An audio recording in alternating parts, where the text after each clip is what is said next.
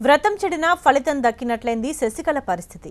తాను సీఎం కుర్చీని గెలవాలన్నది సాధ్యం కాకపోయినా తన మనిషిని సీఎంగా చేశానన్న సంతృప్తి మాత్రం మిగిలింది. అప్పట్లో అమ్మ వెనుక చిన్నమ్మగా ఎలా వెలిగిపోయిందో ఇప్పుడు అదే అవకాశం. టోటల్గా బలం ఉన్నవాడిదే రాజ్యం అన్నట్లు ఎమ్మెల్యేల బలగమున్న పళనిస్వామిని సీఎం సీటు వరించింది.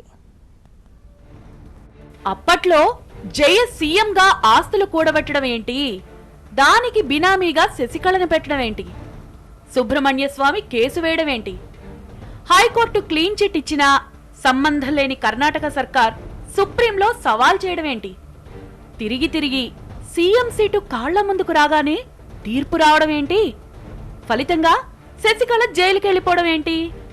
సుకుమార్ సినిమాలో కూడా ఇన్ని ట్విస్టులుండవు.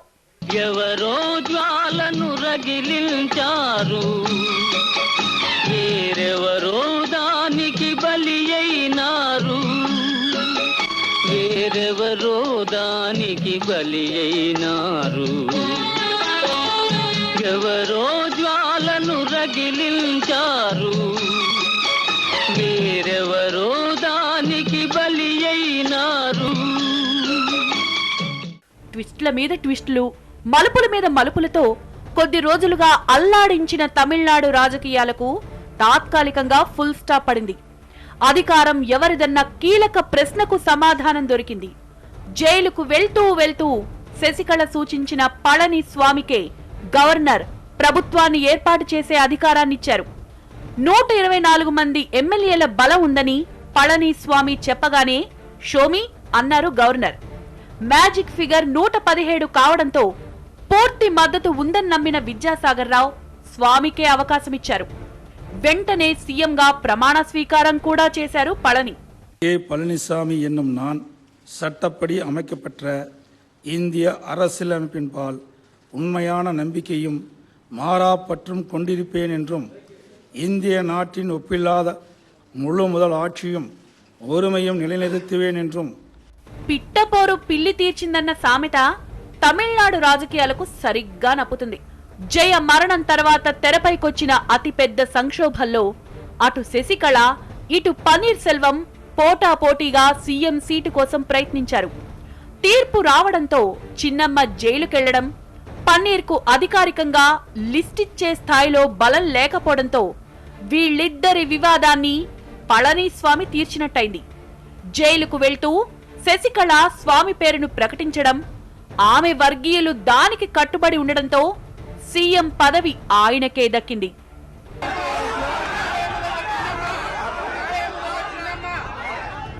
వాస్తవానికి పార్టీలో పళనిస్వామి సెల్వంకు జూనియర్. అయినా తిరుగుబాటు రాజకీయం మొదలుపెట్టడంతో అటు శశి వర్గంలో మనిషి కాకుండా ఇటు సీఎంగా పోస్టు లేకుండా రెంటికి చెడ్డ రేవడిలా మారారు సీనియర్ సెల్వం. అయినా ఆయనలో మాత్రం ఇంకా ఏదో జరిగిపోతుందని, బల నిరూపణ నాటికి తానే సీఎంగా క్లారిటీ వస్తుందన్న ధీమా మాత్రం ఆయనలో కనిపిస్తోంది. ఇటు అటు కాని హృదయంతోటి ఎందుకురా ఈ తొందర నీకు, అటు ఇటు తానొక ఆట బొమ్మని తెలిసే ఎందుకు వలచేవు. ఇటు అటు కాని హృదయంతోటి ఎందుకురా ఈ తొందర నీకు, అటు ఇటు తానొక ఆట బొమ్మని తెలిసే ఎందుకు వలచేవు. పళనిస్వామి కేబినెట్ లో మొత్తం 31 మంది. వాళ్లలో 4 మహిళలు కూడా ఉన్నారు. హోంశాఖ, ఆర్థిక శాఖ లాంటి కీలకమైన విభాగాలు సహా మొత్తం 19 శాఖలు మాత్రం ఎవ్వరికీ కేటాయించకుండా తన దగ్గరే పెట్టుకున్నారు పళనిస్వామి. హోసూర్ నుంచి గెలిచిన తెలుగు వ్యక్తి బాలకృష్ణారెడ్డికి కూడా కేబినెట్ లో చోటిచ్చారు పళని. ఇక అన్నా డీఎంకే పార్టీ డిప్యూటీ సెక్రటరీగా ఉన్న దినకరన్ కూడా మంత్రి పదవి ఇస్తారంటూ మొదటి నుంచి ప్రచారం జరిగినా చివరికి ఛాన్స్ దక్కలేదు. ఆయనకు పార్టీని మాత్రమే అప్పజెప్పి ప్రభుత్వాన్ని నడిపే పూర్తి బాధ్యతను పళని తీసుకున్నారు.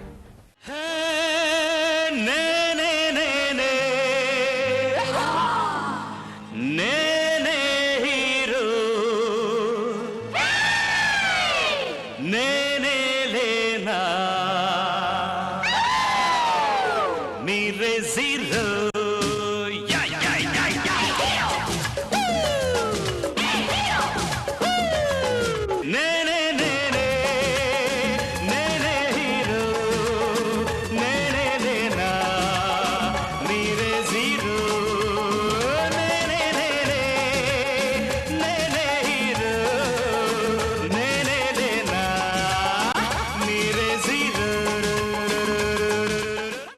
గతంలో జయ జైల్లో ఉండగా సీఎం సీటులో కూర్చున్న పన్నీర్ అంతా ఆమె కనుసన్నల్లోనే నడిపేవారు.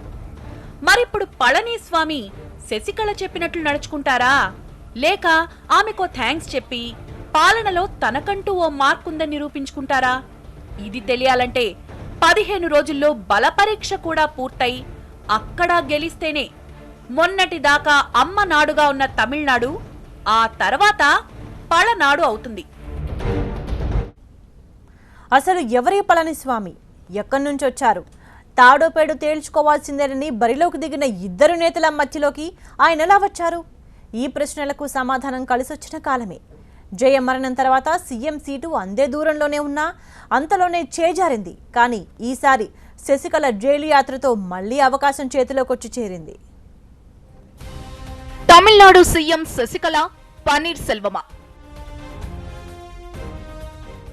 రాష్ట్రమంతా ఈ రెండు పేర్లపైనే జోరుగా చర్చ జరిగింది.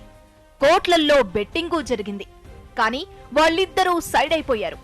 అమ్మ చనిపోగానే శశికళ పళనిస్వామి పేరునే ప్రతిపాదించారు.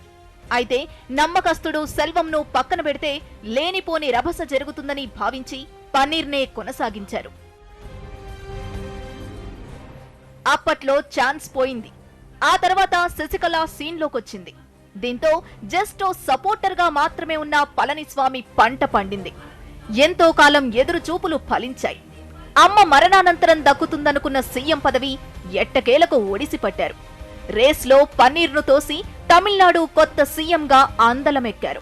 பழனிசாமி என்னும் நான் சட்டப்படி அமைக்கப்பட்ட இந்திய அரசியலமைப்பின் பால் సేలం జిల్లాలోని ఎడప్పాడి అసెంబ్లీ నియోజకవర్గానికి పళనిస్వామి ప్రాతినిధ్యం వహిస్తున్నారు. బీఎస్సీ వరకు చదివిన స్వామి వయస్సు 63 సంవత్సరాలు. సుదీర్ఘ రాజకీయ అనుభవం ఉన్న ఆయన ఇప్పటి వరకు 4 సార్లు అసెంబ్లీకి ఎన్నికయ్యారు. గౌండర్ కులానికి చెందిన స్వామి పార్టీకి అత్యంత విశ్వాసపాత్రునిగా మంచి పేరుంది. అమ్మ దర్శనం కోసం రోజు పోయస్ గార్డెన్ కు వెళ్లిన వీర విధేయుళ్లలో పళని కూడా ఒకరు. అప్పుడే శశికళతోనూ ర్యాపో పెరిగింది. అమ్మతో పాటే శశికి నమ్మకస్తుడిగా ఉన్నారు. 1971లో రాజకీయ అరంగేట్రం చేసిన పళనిస్వామి డీఎంకే తరపున పోటీ చేసి తొలిసారిగా అసెంబ్లీలోకి అడుగుపెట్టారు. ఆ తర్వాత అన్నాడీఎంకే ఏర్పాటుతో అప్పటి నుండి అదే పార్టీలో కొనసాగుతున్నారు. జయలలిత ఆశీస్సులతో ఇప్పటి వరకు అన్నాడీఎంకేలో అనేక పదవులు చేపట్టారు. పార్టీకి, పార్టీ నేతలకు ఎప్పుడూ అందుబాటులో ఉండే నేతగా పళనిస్వామికి పేరుంది. రాజకీయంగా అనేక ఎత్తుపల్లాల్ని చూశారు పళనిస్వామి. మొత్తం 4 సార్లు ఎమ్మెల్యేగా ఎన్నికైన ఆయన 1996లో ఓటమి చవి చూశారు. 1998లో లోక్సభకు ఎన్నికయ్యారు. ఆ తర్వాత మళ్లీ 1999, 2004 ఎన్నికల్లో లోక్సభకు పోటీ చేసి ఓటమి పాలయ్యారు. 2011లో అఖండ విజయాన్ని సాధించారు. గతేడాది జరిగిన అసెంబ్లీ ఎన్నికల్లో ఎడప్పాడి నియోజకవర్గం నుండి ఘన విజయం సాధించి జయలలిత మంత్రివర్గంలో రహదారులు, ఓడరేవులు శాఖ మంత్రిగా పదవీ బాధ్యతలు చేపట్టారు. జయలలిత మరణానంతరం పళనిస్వామిని ముఖ్యమంత్రి చేయాలని శశికళ తీవ్రంగా భావించింది. అయితే కేంద్రం అడ్డుపడ్డంతో పన్నీర్ను అప్పుడు ఆ స్థానంలో కూర్చోబెట్టాల్సొచ్చింది. పార్టీ కంటే ఎక్కువగా శశికళకు వీర విధేయునిగా ఆయన కొనసాగుతున్నారు. సాత్విక స్వభావిగా పేరున్న పళనిస్వామి చిన్నమ్మ చలువతో ఏకంగా ముఖ్యమంత్రి పీఠాన్నే అధిష్ఠించారు. పళనిస్వామి మీద ఎంత మంచి అభిప్రాయాలున్నాయో అదే స్థాయిలో ఆరోపణలు కూడా బలంగా వినిపిస్తున్నాయి. శాండ్ మైన్ కాంట్రాక్టు మంజూరులో అక్రమాలకు పాల్పడ్డారని ఆయన్ను టార్గెట్ చేస్తున్నారు వ్యతిరేక వర్గీయులు. అంతేకాదు పళనిస్వామికి వియ్యంకుడు రామలింగంతో మాజీ టీటీడీ బోర్డు సభ్యుడు శేఖర్ రెడ్డితో సంబంధాలున్నట్లు ఐటీ అధికారుల విచారణలో వెల్లడైంది. అయితే ఇవేమీ కేసుల దాకా వెళ్లలేదు. ఆరోపణలుగా మాత్రమే మిగలడం పళనిస్వామికి కలిసొచ్చింది. శశికళ జైల్లో ఉంది. పళనికి సీఎం సీటు దొరికింది. మరి తమిళనాడు సంక్షోభానికి ఫుల్ స్టాప్ పడినట్టేనా, లేదంటే అసలు ఆట ఇప్పుడే మొదలైందా? ఎందుకంటే అసలు సీన్లో ఏ మాత్రం ఛాన్స్ లేని పన్నీర్ ప్లాన్ ఫెయిల్ అయినా ప్లాన్ బిని అమలు చేసే పనిలో ఉన్నారు. ప్రభుత్వం ఏర్పాటు చేసేందుకు మద్దతు లేకపోవడంతో పార్టీ వైపు నుంచి నరుక్కొస్తున్నారు. మరి అదేనా ఫలిస్తోందా? 15వ తేదీ బుధవారం సాయంత్రం 4 గంటలు పన్నీర్, పళని ఇద్దరికీ రాజ్ భవన్ నుంచి పిలుపు. సాయంత్రం 6 గంటలు గవర్నర్ను కలిసిన పళనిస్వామి, మెజారిటీ ఎమ్మెల్యేల లిస్టు సమర్పణ. సాయంత్రం 7:30 గవర్నర్ను కలిసిన పన్నీర్ సెల్వం, బల నిరూపణకు అవకాశంపై అభ్యర్థన. ఇక్కడితో బుధవారం సీన్ ముగిసింది. గురువారం ఉదయం కూడా సస్పెన్స్ కొనసాగుతుందా అనే టెన్షన్ మధ్యే ఉదయం 10:30 రాజ్ భవన్ కు రావాల్సిందిగా గవర్నర్ నుంచి పిలుపొచ్చింది. దీంతో గోల్డెన్ బే రిసార్ట్ నుంచి పళనిస్వామి సహా 4 సీనియర్లు రాజ్ భవన్ కు వెళ్లారు. ఆ కాసేపటికే అంటే 11 గంటల సమయంలో ఓ ప్రెస్ నోట్ విడుదలైంది. ప్రభుత్వాన్ని ఏర్పాటు చేసేందుకు పళనికి ఆహ్వానం పలకడం దాని సారాంశం. మధ్యాహ్నం 3 గంటలు పళనిస్వామి కేబినెట్ కూర్పు పూర్తయింది. 4:30 గంటలకు రాజ్ భవన్ లో ప్రమాణ స్వీకారమూ జరిగింది. ఇంత జరిగిపోయాక కూడా పన్నీర్లో ఆశ చావలేదు. సీఎం సీటు చేజారినా బల నిరూపణ చేయాల్సి ఉందన్న ఒకే ఒక్క సాకు ఆయనలో ఏదో ధైర్యాన్ని నింపుతోంది. అందుకే సెంటిమెంట్ రాజకీయం మొదలు పెట్టారు పన్నీర్. ఇప్పటికీ మించిపోయింది లేదు. రండి రండి అంటూ అమ్మ పేరుతో అట్రాక్షన్ కొనసాగుతూనే ఉంది. చిన్నమ్మ పంతం నెరవేరింది. తాను జైలుకెళ్లినా అనుకున్నది సాధించింది. తాను ఏరి కోరి ఎంచుకున్న విధేయుడు పళనిస్వామి ఇప్పుడు తమిళనాడు ముఖ్యమంత్రి. అయితే పళనికి సీఎం పదవి నామకే వాస్తిగా ఉంటుందా? జైల్లో ఊచులు లెక్కబెడుతున్న చిన్నమ్మ షాడో సీఎంగా మారుతుందా, లేక రిమోట్ కంట్రోల్ పాలన సాగిస్తుందా? జైలుకు వెళ్లే ముందు చెన్నైలో చిన్నమ్మ శపథం.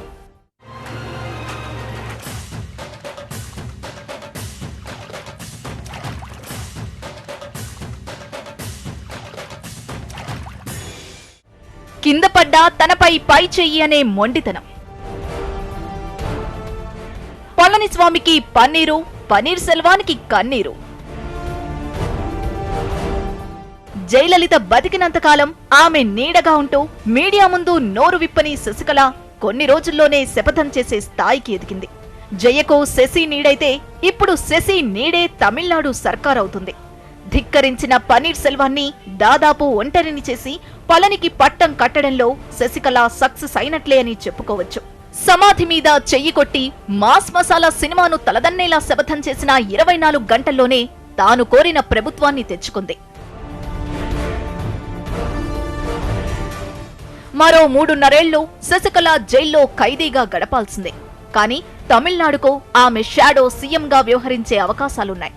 చెన్నై నుంచి 350 కిలోమీటర్ల దూరంలో జైల్లో సాధారణ ఖైదీగా శశికళ ఉన్న రిమోట్ కంట్రోల్తో ప్రభుత్వాన్ని నడిపించడం ఖాయమని ప్రచారం జరుగుతోంది. గతంలో కూడా జరిగింది ఇదే, ఇప్పుడు జరుగుతోంది కూడా ఇదే. కానీ మనుషులు మారారు. అంతా సేమ్ టు సేమ్. అక్రమాస్తుల కేసులో జయలలిత గతంలో అరెస్ట్ అయి జైల్లో ఉన్నప్పుడు ఆమె విధేయుడిగా ముద్రపడిన పన్నీర్ సెల్వం సీఎంగా కూర్చున్నారు. ఇప్పుడు శశికళ జైల్లో ఉంటే ఆమె వీర విధేయుడు పళనిస్వామి అదే కుర్చీలో కూర్చున్నారు. అప్పుడు అధికారమంతా జయది, ఇప్పుడేమో శశికళది. జయ జైల్లో ఉన్నప్పుడు పాలనంతా ఆమె కనుసన్నల్లో సాగింది. ప్రతి నిర్ణయమూ ఆమెదే. ప్రతి అంశంలోనూ అన్నాడీఎంకే వైఖరి ఆమె మాటే. ఇప్పుడు శశి జైల్లో ఉన్నా ఆమె నిర్ణయాలతోనే పళనిస్వామి ప్రకటిస్తారు. ఆమెను వారంలో 1-2 సార్లు కలుసుకోవాల్సిందే. త్వరలో రాష్ట్రపతి ఎన్నికలు జరగబోతున్నాయి. ఈ ఎన్నికల్లో బీజేపీ మద్దతు కావాలన్నా చిన్నమ్మ లాంఛనంగా నిర్ణయం తీసుకోవాల్సిందే. కాంట్రాక్టులు ఎవరికి దక్కాలన్నా చిన్నమ్మ మాటే చెల్లుబాటవుతుంది. కేంద్రంతో ఎలా పోరాడాలన్నా ఇప్పుడు చిన్నమ్మ చెప్పినట్లే జరుగుతుంది. జయ బతికి ఉన్నప్పుడే ప్రభుత్వంలో అధికార యంత్రాంగంలో శశి మనుషులే ఎక్కువగా ఉండేవారు. ఒక్క మాటలో చెప్పాలంటే అప్పుడది మన్నార్గుడి మాఫియా, ఇప్పుడేమో మన్నార్గుడి సర్కార్. తన భర్త నటరాజన్ ఇప్పటికే యాక్టివ్ అయ్యారు. తన అక్క కొడుకు దినకరన్ని డిప్యూటీ జనరల్ సెక్రటరీగా పెట్టుకుంది శశి. నమ్మిన బంటూ పళనిని సీఎం సీటులో కూర్చోబెట్టింది. అంత మాత్రాన జయతో శశిని పోల్చలేం. అమ్మ జైలుకు వెళ్లేటప్పటికే తిరుగులేని ప్రజానేత, సమర్థమైన నాయకురాలు. చెరసాలలోని శశి మాత్రం ప్రజానేత కాదు, సమర్థురాలైన నేతగా కన్నా ముఠా లీడర్గానే గుర్తింపు పొందిన వ్యక్తి. అయితే తమిళనాడులో ఒక చేత్తో పన్నీర్ సెల్వాన్ని, మరో చేత్తో స్టాలిన్ ని హ్యాండిల్ చేయాల్సి రావడం శశికళకి పెద్ద ఛాలెంజ్. సీఎం సీటుపైన పళని కూర్చున్నాడే గాని పన్నీర్ ఊరుకోడని ప్రచారం జరుగుతోంది. స్టాలిన్ తో కలిసి ప్రభుత్వాన్ని కూలదోయడానికి ప్రయత్నించవచ్చంటూ శశికళకు అనుమానం బలంగా ఉంది. అలాగే తమిళనాడులో ఛాన్స్ కోసం ఎదురు చూస్తున్న బీజేపీ కాంగ్రెస్ ను జైలు గది నుంచే చిన్నమ్మ ఎదుర్కోవాల్సి ఉంటుంది. చిన్నమ్మకు ఇంకో సమస్య ఉంది. ఇప్పటిదాకా తమిళ సినీ ఇండస్ట్రీ అంతా పనీర్కే జై కొట్టింది. ఇలాంటి సందర్భంలో ఏ సినిమా యాక్టరో రాజకీయాల్లోకొస్తే పబ్లిక్ మూడ్ మారిపోతుంది. ఇప్పుడు శశి చేతిలో రిమోట్ ఉంది. జయలానే శశి కూడా ఎవర్నీ నమ్మే వ్యక్తి కాదు. కానీ రాజకీయాలు ఎప్పటికీ ఒకేలా ఉండవన్న సంగతి శశికి బాగా తెలుసు. అందుకే పార్టీ పైన, ప్రభుత్వం పైన మన్నార్గుడి మాఫియా ప్రభావం పెరుగుతుంది. అయితే ఈ ధోరణి శశికళ బలాన్ని పెంచుతుందా, పునాదుల్ని పెకిలిస్తుందా తేలడానికి ఎంతో కాలం పట్టదు.